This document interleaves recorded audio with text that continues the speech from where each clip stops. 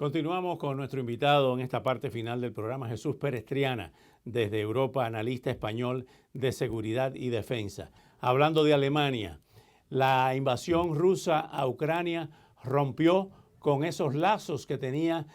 por ejemplo, con Gazprom. El gobierno alemán se ha distanciado, ha habido una fractura allí. ¿Cuál es la posición del gobierno alemán con relación a este tema de la invasión de Rusia a Ucrania? Pues como bien has dicho, Alemania fue un país que hizo una apuesta decidida por una relación especial con Rusia. Alemania ha sido siempre la gran potencia industrial de Europa y su apuesta de futuro fue seguir manteniendo esa posición gracias a la energía barata que provenía de Rusia. Eso fue posible, entre otras cosas, porque hubo bastantes esfuerzos por parte de Rusia de convencer a los líderes alemanes. Y de hecho tenemos a un ex canciller que terminó trabajando para Schröder, que terminó trabajando como representante de los intereses rusos dentro de la propia Alemania. La cuestión Schröder, es que esa apuesta... el ex primer ministro Schröder. Sí, efectivamente. Y esa apuesta pues resultó absolutamente equivocada porque en Alemania pensaban que ese vínculo especial iba a permitir a Alemania tener la sartén por el mango, que el dinero alemán iba a ser demasiado importante para la economía rusa como para que Rusia pudiera manipular o obligar a Alemania a hacer cosas que no quería. Y fue exactamente al revés. La dependencia fue que tener Vladimir Putin la llave del gas alemán le obligó a Alemania a tener mucho cuidado con su política exterior. Además, es una estrategia que también se pensaba que iba a suceder con China, en el sentido de abrir los mercados, comercio, globalización, que iba a ir transformando poco a poco la relación de Occidente con China. Pues en el caso de Rusia vemos que no ha habido para nada una democratización en los últimos 25 años y esa apuesta ha resultado fallida. Cosa que, por cierto, hubo muchas voces en Alemania y en Europa que les advirtió de que se estaban equivocando. En cualquier caso, ha habido un corte, ha habido un cambio con esta guerra, pero da la sensación, y es una sensación muy particular que a veces he compartido contigo, de que en Alemania había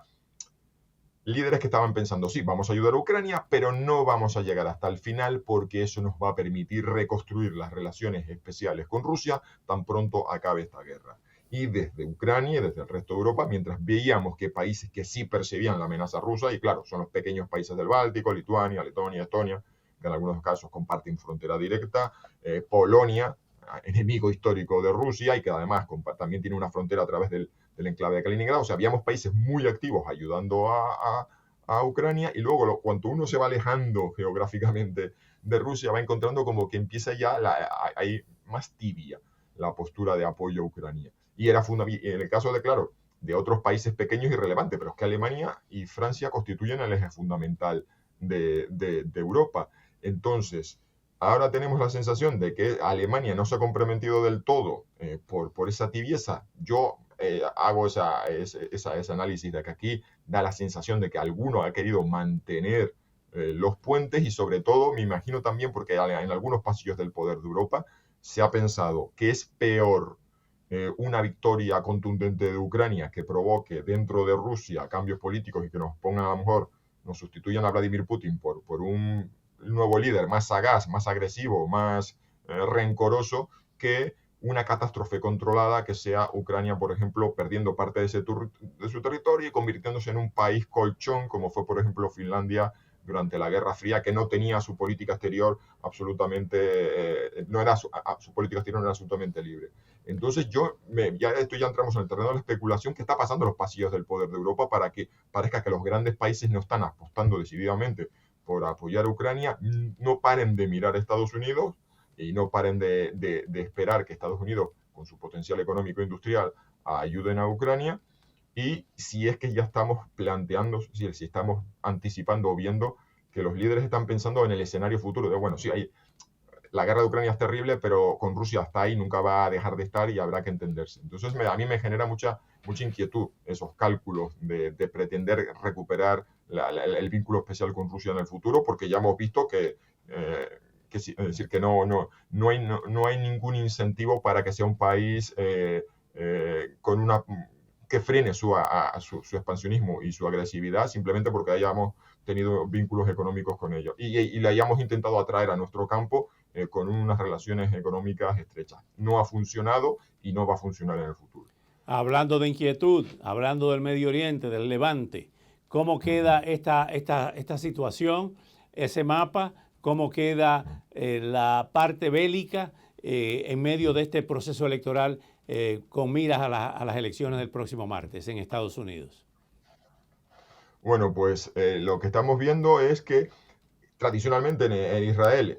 habían sido una política que ellos llaman cegar la hierba. Esa idea de que los conflictos periféricos que tenían son las periferias, en sus bordes eran irresolubles, no había solución militar. La única forma de vivir y de tener una existencia más o menos normal era periódicamente, cada cierto tiempo, tener un enfrentamiento, golpear duramente a los enemigos Hamas y Hezbollah y volver a un alto el fuego. Y esa periodicidad, esa repetición, porque además pensemos, por ejemplo, ahora por lo terrible que estamos, los terribles acontecimientos que hemos visto en Gaza, pero es que recordemos, año 2008, Operación Plomo Fundido, hubo conflicto en 2014, otra vez en 2021. Era como algo que venía periódicamente, como el monzón, como los huracanes, como los temporales en el Levante español. Entonces, lo que estamos viendo ahora es que Israel ha decidido que, por muy terrible que sea, adoptar una estrategia de vamos a cambiar la situación de una vez por todas. Vamos a extirpar a Hamas de Gaza y vamos a darle un golpe tan duro a Hezbollah que restituya la capacidad disuasiva de Israel. En el caso de Hezbollah es imposible extirpar de la sociedad libanesa esa organización porque es mucho más poderosa y mucho más fuerte que Hamas, pero sí están intentando empujar al gobierno libanés que tome algún tipo de papel protagonista en hacer cumplir la resolución 1701 de Naciones Unidas. Es decir, Israel ha llevado a cabo una estrategia muy ambiciosa de intentar cambiar la situación para siempre en su periferia. Pero ¿qué pasa? Que este Oriente Medio ha seguido también evolucionando y cambiando, y este Oriente Medio no se parece en nada a los de otros años. Es decir, ahora tenemos a Irán como un actor regional que ya ha sido capaz de atravesar esas líneas rojas de golpear directamente a Israel 2 veces en el último año. Además, vemos que ha activado a sus aliados regionales, y mientras Israel estaba intentando transformar para siempre la región, hemos visto que, es decir, estaba intentando transformar la región con unas reglas de juego antiguas, resulta que a lo mejor consigue su objetivo, pero es que las reglas han cambiado. Es decir, como se suele decir, cuando ya por fin teníamos las respuestas, nos han cambiado la pregunta.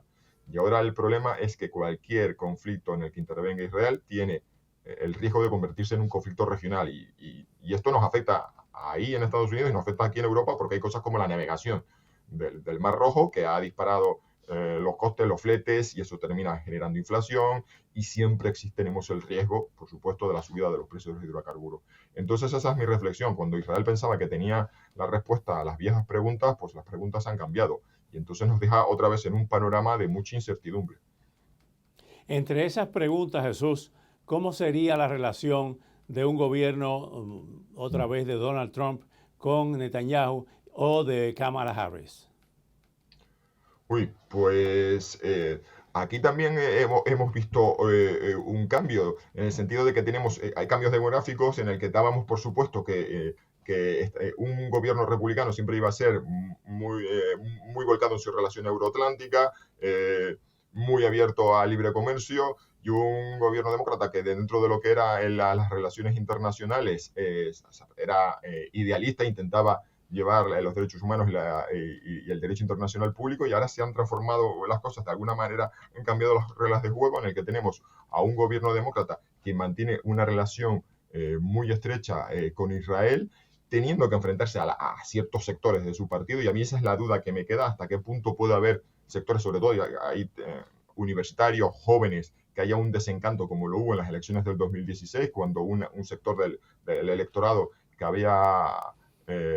apoyado al rival de Hillary Clinton y se quedó en casa el día de las elecciones, dejándole más margen de victoria a Donald Trump, y ahora tenemos un sector del Partido Republicano que ve con buenos ojos a Rusia, cosa que me imagino que estará haciendo revolver en su tumba a Ronald Reagan, y que empieza también a cuestionar el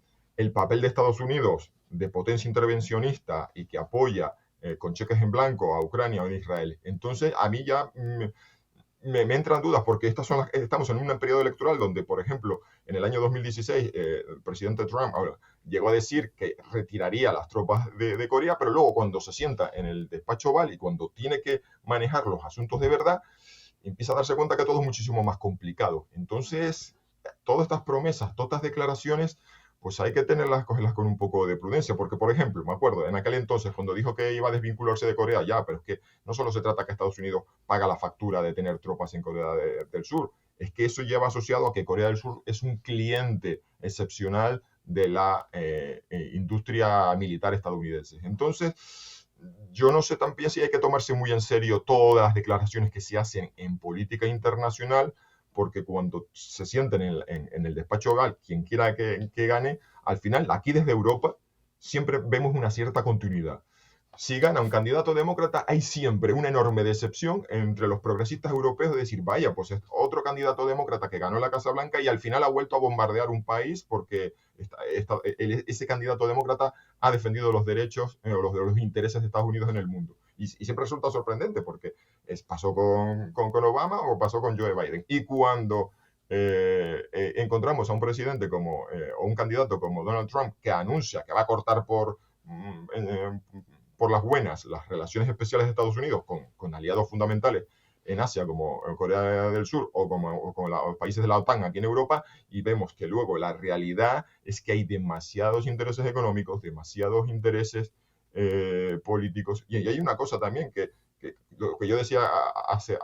unos pocos minutos sobre las nuevas reglas de juego en Oriente Medio, y es que si antes veíamos una cierta asimetría de relación en el sentido de que